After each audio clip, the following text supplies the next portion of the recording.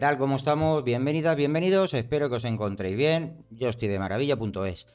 Nada, vamos a seguir con la lectura de nuestro libro de arquitectura limpia y esta vez vamos con el principio de segregación de interfaz, ¿no? La I de Solid.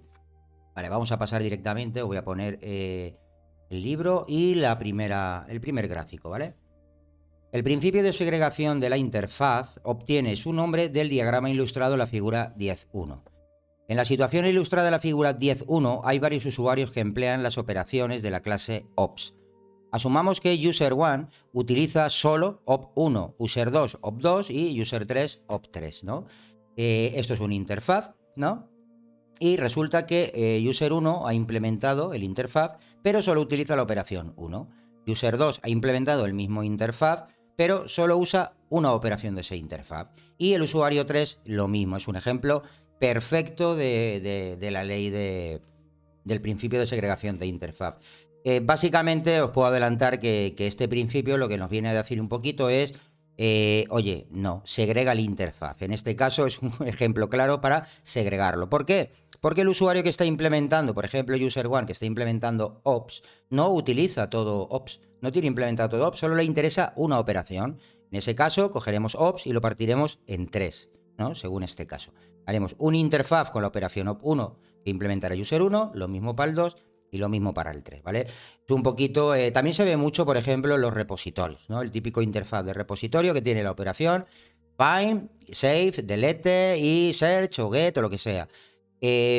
Ahí se suele hacer también una segregación de interfaces, ¿no? Que son, por un lado, lectura, operaciones de escritura o cambio de estado, y por otro lado, de lectura, ¿no? Hay varios sitios donde se ve claramente, ¿no? En este, por ejemplo, que nos está mostrando, se ve perfectamente. Mirad.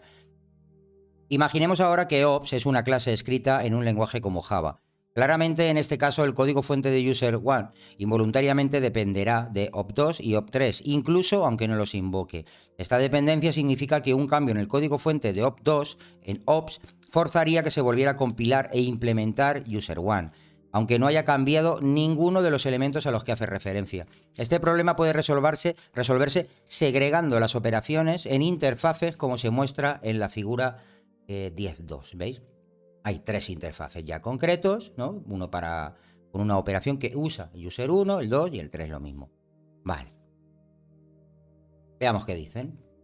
De nuevo, si imaginamos que esto se implementa en un lenguaje de tipos estáticos como Java, el código fuente de user1 dependerá de u1ops, ¿no? Esta interfaz.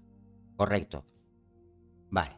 Pero no dependerá de ops. De este modo, un cambio en ops que no interese a user1 no provocará que éste vuelva a compilarse e implementarse. Vale. ISP y lenguaje. Ciertamente, la explicación ofrecida depende fundamentalmente del tipo de lenguaje. Los lenguajes de tipo estáticos como Java obligan a los programadores a crear declaraciones que los usuarios deben importar, usar o incluir, ¿no? Los import, use, include. Vale. Son estas declaraciones incluidas en el código fuente las que crean las dependencias del código fuente, las que fuerzan que se vuelva a compilar e implementar. En lenguajes de tipos dinámicos como Ruby o Python, dichas declaraciones no existen en el código fuente. En lugar de eso, se deducen en tiempo de ejecución, ¿no? Un poquito también como lo hace JavaScript, ¿no? Infiere el tipo. Por lo tanto, no hay dependencias del código que fuercen que se vuelva a compilar e implementar. Esta es la razón principal por la que los lenguajes de tipos dinámicos crean sistemas más flexibles y menos estrechamente acoplados que los lenguajes de tipos estáticos. Este hecho puede hacerle concluir que ISP es un problema del lenguaje, en lugar de un problema de arquitectura. ISP y arquitectura. Si da un paso atrás y repasa las motivaciones originales del ISP, observará que acecha una preocupación más profunda. En general, no hay problema en depender de módulos que contienen más de lo que necesita. Esto es cierto, por supuesto, en el caso de las dependencias del código fuente que pueden forzar que se vuelva a compilar e implementar de forma innecesaria, pero también es cierto a un nivel arquitectónico mucho más alto. Consideremos, por ejemplo, un arquitecto que trabaja en un sistema S. Quiere incluir un framework F. Ahora, supongamos que los autores de F lo han ligado a una base de datos concreta, B, de forma que S depende de F, ¿no? Vemos aquí el sistema, depende del framework, y el framework, a su vez, también depende de la base de datos. Aquí lo vemos. Fijaros que en el libro yo lo veo como B, ¿no? Y aquí se ve como D. Es curioso, fijaros. El gráfico, ¿no? Este es el libro con la traducción en cristiano. No sé si se lee, pero pone base de datos B, B de Bilbao.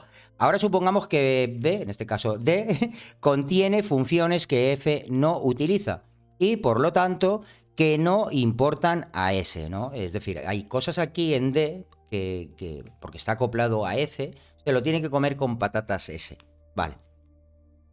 Consideremos, por ejemplo, bueno, eso es lo que he leído. Ahora supongamos que B contiene funciones que F no utiliza y por lo tanto que no importan a S. Los cambios en esas funciones de B podrían forzar a F que se volviera a implementar y por lo tanto que S se volviera también a implementar. Lo que es aún peor, un fallo en una de las funciones de B podría provocar fallos en F y en S. Conclusión.